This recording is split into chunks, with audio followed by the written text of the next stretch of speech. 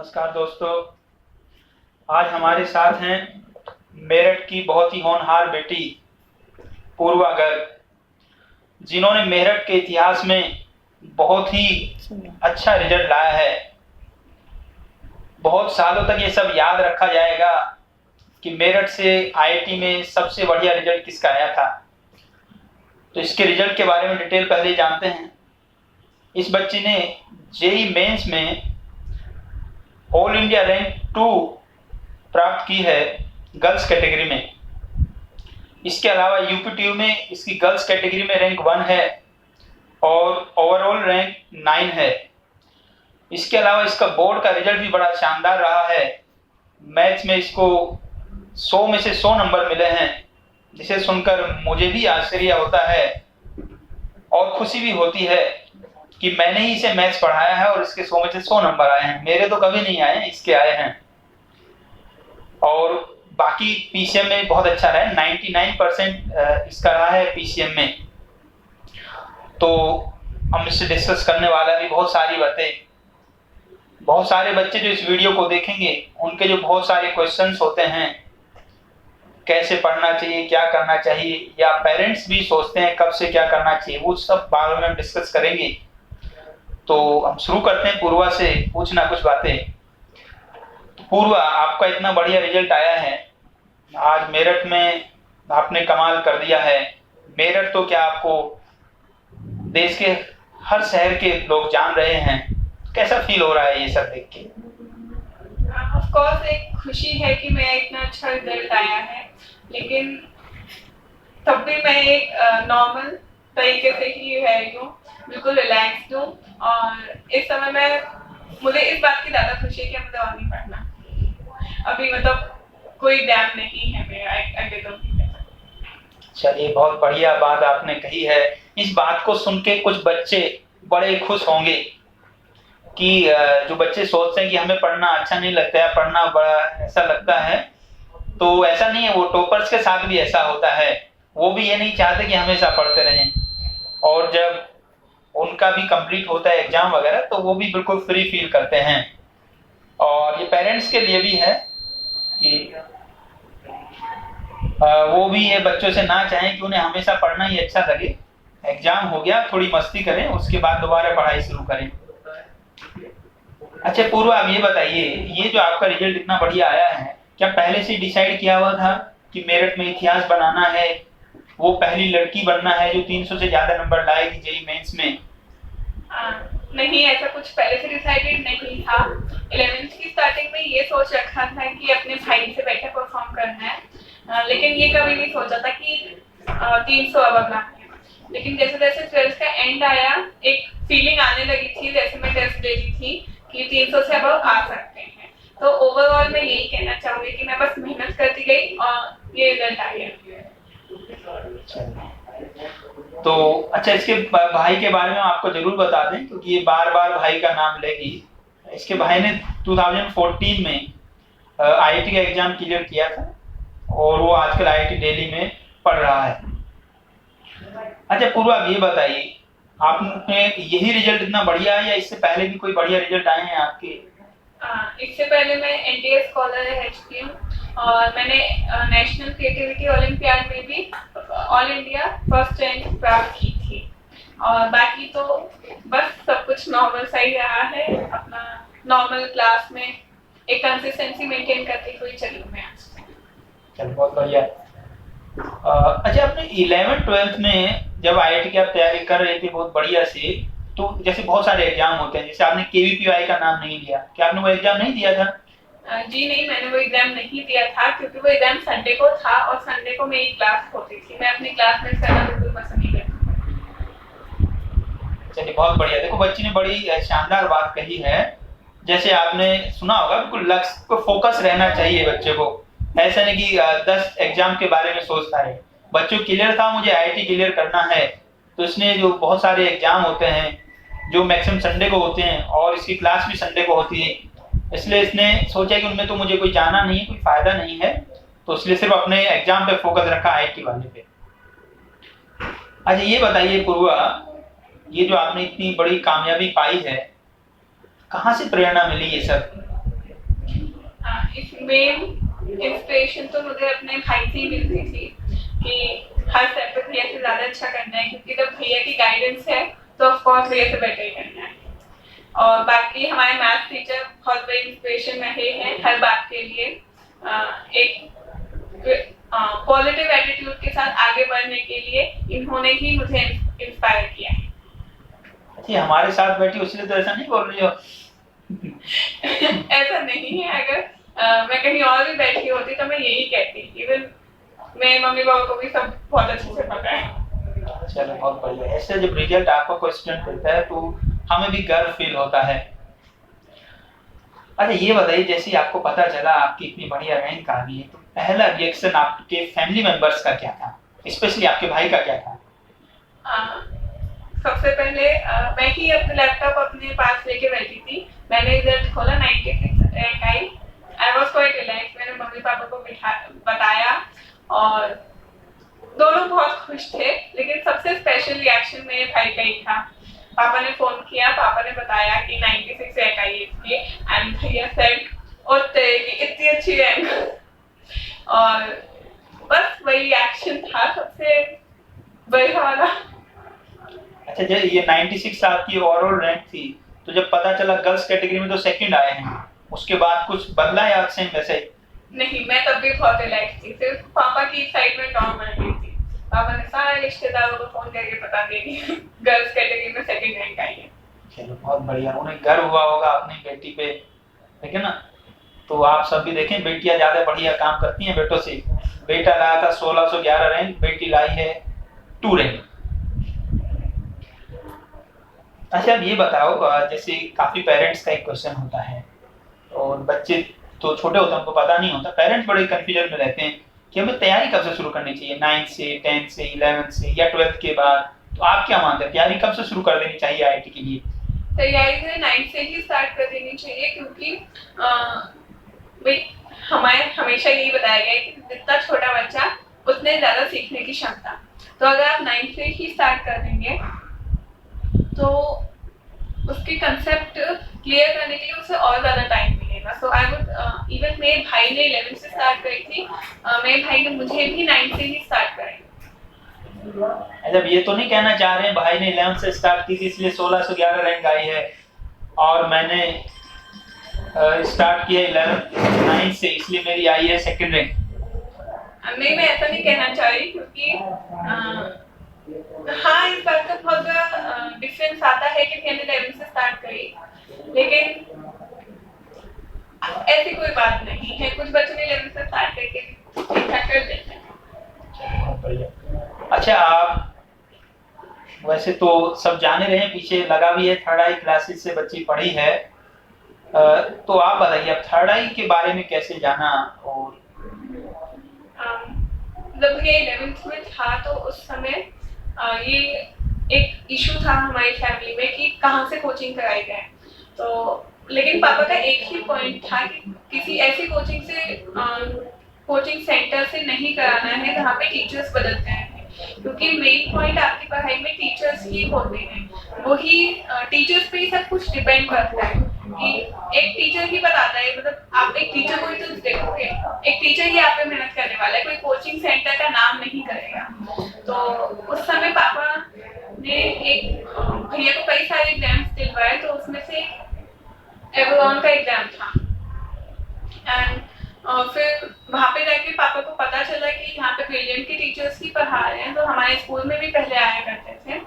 तो फिर पापा ने ये डिसाइड करा कि हम यहीं पढ़ाएंगे, क्योंकि यहाँ पे टीचर्स ही ओनर्स थे, टीचर बदलने का कोई चांस ही नहीं था। फिर भैया ने डेमो क्लास लेके देखी एंड भैया लाइक इट, सो हमने यही फाइनल कर दिया, मतलब पूरी फैमिली ने मिलके।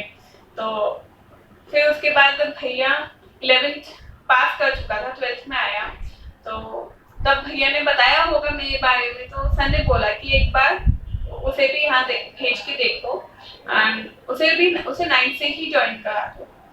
तो हमने घर पे ये देखा कि भी ज्वाइन करना है या नहीं। मैं एक बार काउंसलिंग के लिए भी आई, एंड यहाँ पे मेरे को इस बात का जोर ज्यादा दिखा कि आईआईटी करना है, लेकिन मैं बिल्कुल इस मूड में नहीं थी कि मैं 9 से ही तैयारी स्टार्ट करूँ। तो फिर घर पे हमने डिसाइड कर लिया था कि हम नहीं ज्वाइन करेंगे नाइट पे।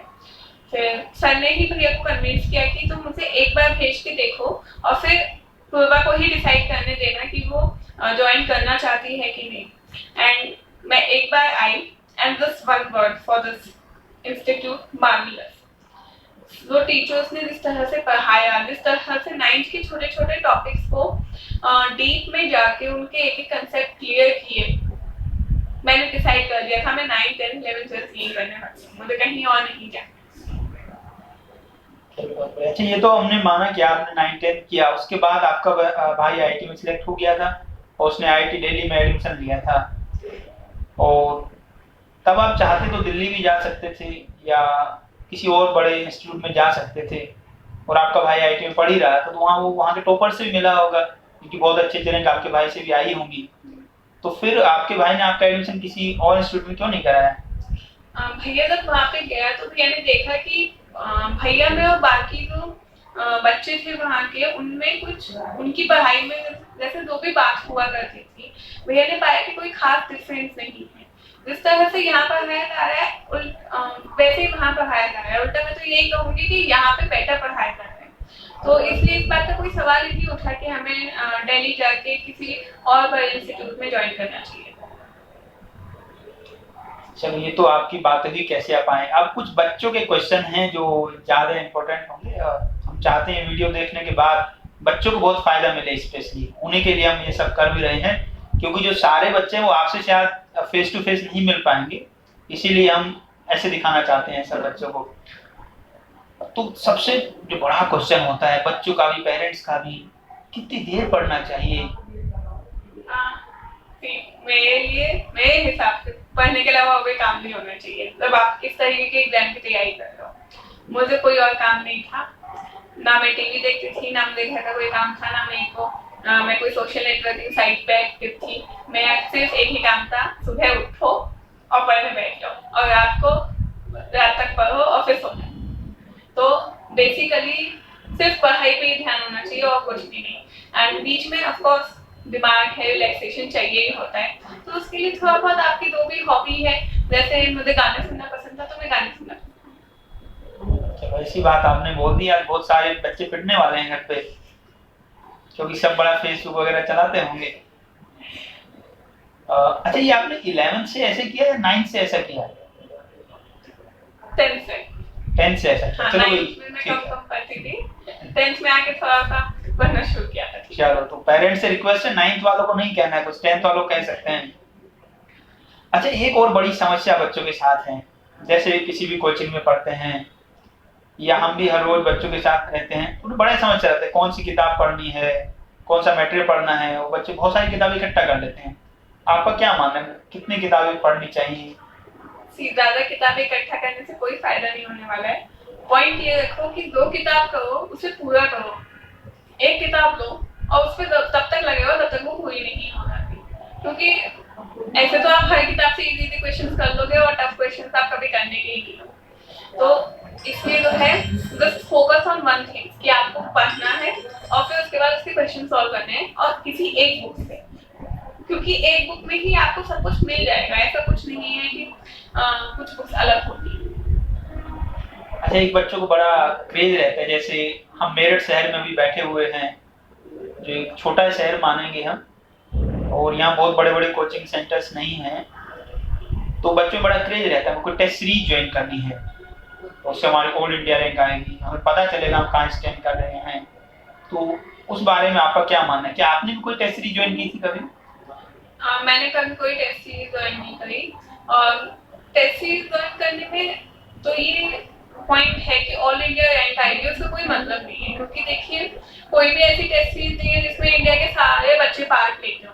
तो जब भी आप किसी टेस्ट सीरीज में ऑल इंडिया रैंक देखेंगे तो वो एक रिलेटिव रैंक होगी कि उस टेस्ट सीरीज को कितने बच्चों ने और कैसे बच्चों ने लिया है।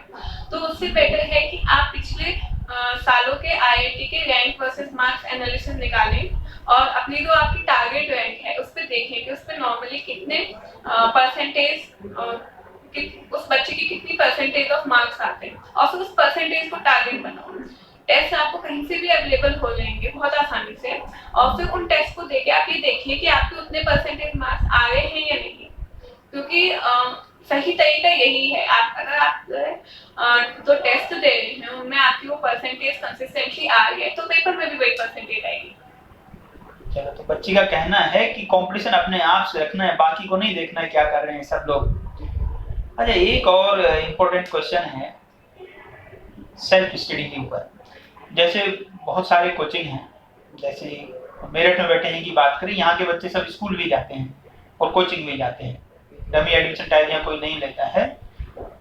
तो कोचिंग 2 टाइप के होते हैं। एक वो कोचिंग है जो बच्चे को हर रोज बुलाते हैं, और कुछ कोचिंग है जो आपको 2 या 3 दिन बुलाते हैं, 2-3 दिन में बुला के ज्यादा टाइम पढ़ाते हैं, और एक है जो हर रोज थोड़ा टाइम पढ़ाते हैं। तो इसमें कौन सा बेहतर है? क्योंकि दूसरे वाले ऑप्शन में जिसमें हर रोज बुलाते हैं, हमें नहीं लगता सेल्फ स्टडी के लिए कोई टाइम मिलता होगा। मैं बिल्कुल अग्री करती हूँ सर की बात से, क्योंकि आने जाने में भी बहुत टाइम खराब होता है। अब आप जो है जाने के लिए तैयार होंगे, फिर जाएंगे, वहां पढ़ के फिर वापस आओगे, वापस आके भी आप एकदम से पढ़ने नहीं बैठ सकते, रिलैक्सेशन टाइम चाहिए ही होता है। तो मुझे यही लगता है कि 2-3 दिन वाला बेटर है, क्योंकि उसमें सेल्फ स्टडी का टाइम ज्यादा मिल रहा है। इस टाइप के कॉम्पिटिशन्स में मेन पॉइंट यही है कि आप सेल्फ स्टडी ज्यादा करो, क्योंकि उसी से आपकी थिंकिंग एबिलिटी इंप्रूव होगी और इन एग्जाम्स में वही काम आती है। अच्छा, जैसे हम तैयारी कर रहे हैं बच्चे, जैसे आपने तो 9th से शुरू कर दिया तो आपका सिलेबस तो बड़ा जल्दी खत्म हो गया होगा, लेकिन जो बच्चे 11th से तैयारी करते हैं उनको बड़ी टेंशन रहती है। और उनकी 2 टेंशन सबसे बड़ी होती हैं। तो उनका जो बोर्ड का एग्जाम है और दूसरा आईआईटी का पेपर है, लगभग बिल्कुल पास होता है। तो इस प्रेशर को कैसे मेंटेन आपने किया? कब बोर्ड का पढ़ाई करना है, कब आपको आईआईटी के लिए पढ़ना है, ये कैसे मेंटेन किया? आप कोई सी भी क्लास से पढ़ रहे हो, अगर आप आईआईटी के लिए पढ़ रहे हैं तो आपका बोर्ड ऑटोमेटिकली कवर हो रहा है। ऑफ कोर्स अगर आप रेगुलरली स्कूल जा रहे हैं तो आपका बहुत आराम से स्कूल में वो कवर हो जाता है। वहाँ पे आपको वो बोर्ड के लिए इम्पोर्टेंट पॉइंट्स होते हैं, प्रेजेंटेशन एंड आपको क्या क्या पॉइंट्स लिख के आने हैं, स्टेप मार्किंग कैसे है, वो सब आपको स्कूल में बहुत अच्छे से बताई जा सकती है। और कोचिंग इंस्टीट्यूट में आपके कंसेप्ट क्लियर हो जाएंगे, कंसेप्ट स्कूल में भी क्लियर हो जाते हैं, लेकिन अगर आप आईआईटी जैसी एग्जाम के लिए तैयारी कर रहे हैं तो कंसेप्ट आपके क्लियर होने ही चाहिए। और अगर आपके कंसेप्ट क्लियर हो तो कैसा भी एग्जाम हो आपको कोई प्रॉब्लम नहीं आएगी। मैंने लास्ट मिनट मतलब जनवरी तक मैंने आईआईटी की पढ़ाई पे पूरा फोकस किया, और मैं हर हफ्ते एक प्रैक्टिस टेस्ट जरूर देती थी अपना फिजिक्स, केमिस्ट्री, मैथ्स में। फरवरी में मैंने थोड़ा बहुत और सब्जेक्ट्स को भी देखा, एंड इस तरह से आराम से मैनेज हो सकता है बोर्ड का आईआईटी। अच्छा, जैसे हम मान लो जैसे मैथ्स में आपके 100 नंबर आए हैं, या फिजिक्स में बहुत बढ़िया है, केमिस्ट्री में बहुत बढ़िया है, तो खाली कंटेंट इंपॉर्टेंट है पेपर में लिखना, या प्रेजेंटेशन भी इंपॉर्टेंट है? प्रेजेंटेशन बहुत इंपॉर्टेंट है, क्योंकि एक एग्जामिनर आपकी कॉपी को देख के क्या उसकी साइकोलॉजी को समझना इम्पोर्टेंट है। अगर आपकी प्रेजेंटेशन अच्छी है, आपकी हैंडराइटिंग अच्छी है, आपने हर आंसर के बाद लाइन छोड़ी है, तो उस पर अच्छा इंप्रेशन पड़ेगा एंड ऑटोमेटिकली वो आपके आंसर्स पे ध्यान देने की कोशिश करेगा। तो इसी प्रेजेंटेशन बहुत मैटर करती है, एंड उसे इम्प्रूव करने के लिए आप हर हफ्ते एक टेस्ट दे सकते हैं 3 घंटे का, तो उससे बहुत आराम से आप प्रेजेंटेशन और स्पीड दोनों एक साथ मैनेज कर सकते हैं। अच्छा, जैसे आपका आईआईटी का पेपर था, बड़ी टेंशन रहती है, तो इतना प्रेशर होता है बच्चे के दिमाग पे, बच्चे सो नहीं पाते हैं पहली रात को। हम लोग रोज समझाते हैं क्लास में भी, आप आईआईटी का पेपर है कल, तो आज शाम को जल्दी सो जाना, लेकिन बच्चे कहते हैं सर नींद ही नहीं आती, कैसे सोएंगे? तो आपने कैसे प्रेशर को हैंडल किया? मैं पर्सनली बताऊं तो जिस दिन मेरा एडवांस का एग्जाम था उससे एक दिन पहले मुझे 10 बजे नींद आ गई थी बहुत आराम से। तो अगर आप रिलैक्स रहोगे तो बहुत आराम से इस प्रेशर को मैनेज कर सकते हो। प्रेशर सिर्फ मानने का होता है, आप अगर अपने मन में पॉजिटिव रखोगे तो प्रेशर जैसे कोई चीज लगेगी ही नहीं। जैसे सर ने मुझे बोला था आईआईटी मेंस के 1 हफ्ते पहले कि जो है कि एग्जाम में वही आएगा तो आपको आता है। मैं यही सोच के गई थी कि जो मुझे आता है वही आएगा, और जो मुझे नहीं आता वो आने का ही नहीं है। तो यही सब सोच सोच के आराम से प्रेशर मैनेज हो गया था और मुझे बहुत अच्छी नींद आई थी एक रात में। बहुत बढ़िया। तो अब बच्चे शायद काफी बातें जान चुके होंगे कैसे क्या करना चाहिए। आप आखिर में आप बच्चों को क्या एडवाइस करना चाहते हैं कुछ सब बच्चों के लिए? मैं सबको यही एडवाइस करना चाहूंगी कि सबसे पहले अपनी क्लासेस आपको रेगुलरली अटेंड करनी है। आप कोई भी कोचिंग ले रहे हैं उसकी एक एक क्लास अटेंड करना बहुत इंपॉर्टेंट है और बिल्कुल फोकस रहिए, कहीं कोई डिस्ट्रैक्शन नहीं होना चाहिए क्योंकि आप एक डिस्ट्रैक्शन एंड आपका बहुत सारा टाइम ऐसे ही चला जाएगा। सोशल नेटवर्किंग साइट से बिल्कुल दूर क्योंकि they are like addiction and इस समय अगर आप कोई एडिक्शन पाल रहे हैं तो आई डोंट थिंक सो कि आप अपने गोल की तरफ बढ़ रहे हैं।